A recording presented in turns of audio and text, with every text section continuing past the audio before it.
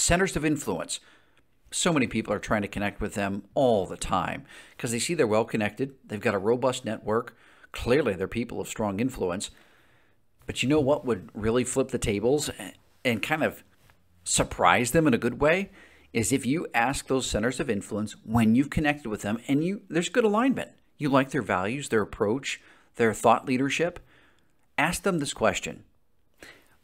Would you have just a few minutes available to share with me your best advice, your top tips? I see you're a respected thought leader. I'd love to learn from you. Do you know how rarely that is asked of centers of influence? The vast majority of things are, who can you connect me with? Hey, do you know anybody that could use what I have? People are indirectly, they build them up with flattery, trying to get some sort of angle. You know how rare it is where someone is connecting with and then messaging and asking to learn from them. It communicates two things. Number one, it communicates respect. When you respect someone, you ask for their advice.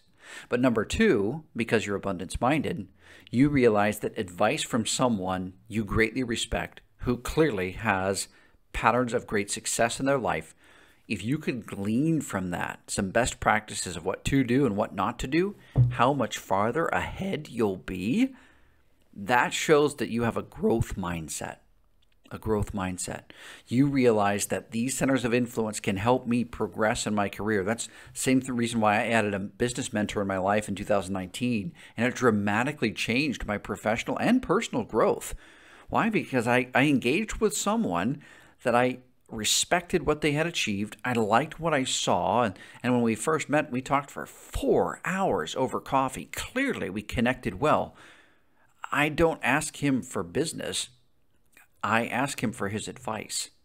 And that's what you should be doing with centers of influence. Don't ask for business. Don't ask for connections or introductions. Ask for their advice first, because that could be invaluable, especially what not to do. Man, if I had done that when I was younger, I would have made some very different choices that could have saved me, quite a bit of money and a lot of time and effort. Do that with new center of influence connections. Ask for their advice, their best practices, what to do, what not to do. And I guarantee you will stand out in a great way compared to most people that connect with them.